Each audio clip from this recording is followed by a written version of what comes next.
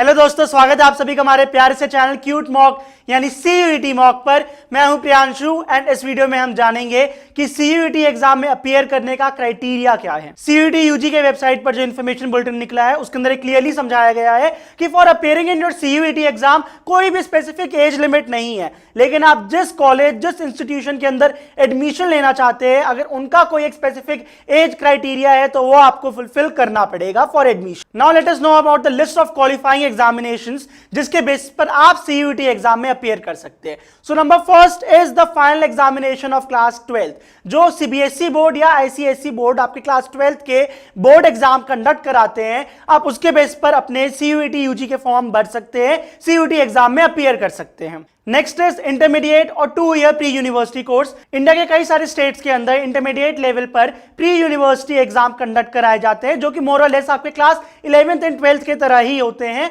सो आप इस बेस पर भी अपने सीयूईटी एग्जाम में अपीयर कर सकते हैं। Next is the final examination of the 2-year course of the Joint Services Wing of the National Defense Academy.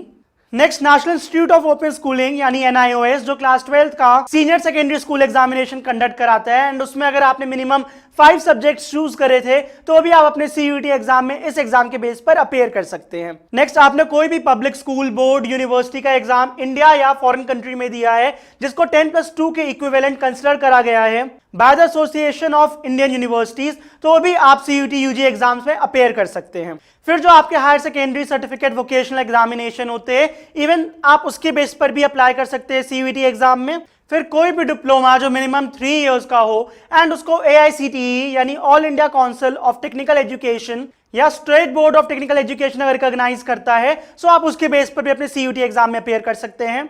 फिर कुछ फॉरेन कंट्रीज में सब्जेक्ट स्पेसिफिक एग्जामिनेशन होते हैं जिन्हें GCE यानी जनरल सर्टिफिकेट एजुकेशन कहते हैं एंड ये इंग्लैंड, लंदन ऐसे कंट्रीज में कंडक्ट कराए जाते हैं, तो आप उन बेसिस पर भी सीयूईटी एग्जाम में अपीयर कर सकते हैं। या फिर अगर आपने high school certificate examination of the Cambridge university या फिर इंटरनेशनल बैकलॉरिएट डिप्लोमा करा है जेनेवा से तो भी आप सीयूईटी एग्जाम में अपीयर कर सकते हैं।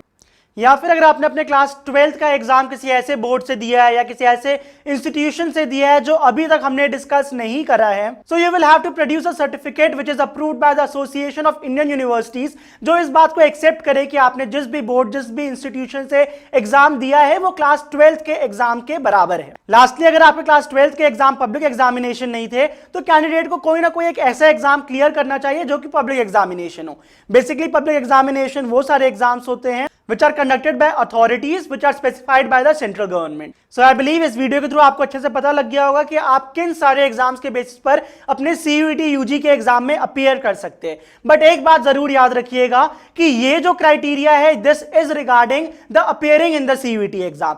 एडमिशन का क्राइटेरिया सोलली डिपेंड करता है उस यूनिवर्सिटी में जिसमें आप एडमिशन लेना चाहते हैं। So it is very important कि आपकी जो भी टारगेट यूनिवर्सिटी या इंस्टीट्यूशन है आप उसके एडमिशन क्राइटेरिया को एक बार अच्छे से रीड कर लीजिए, उसको समझ लीजिए एंड उसी हिसाब से अपने सब्जेक्ट कॉम्बिनेशन को चूज करिए एंड अपने सीयूईटी एग्जाम की अकॉर्डिंगली प्रिपरेशन करिए। सीयूईटी एग्जाम से रिलेटेड ऐसे ही बहुत सारे अपडेट्स पाने के लिए हमारे चैनल को सब्सक्राइब करें एंड नोटिफिकेशन बटन को भी ऑन कर दीजिए ताकि जब भी कोई नेक्स्ट वीडियो आए, कोई नेक्स्ट अपडेट आए, उसका आपको टाइमली पता लग जाए।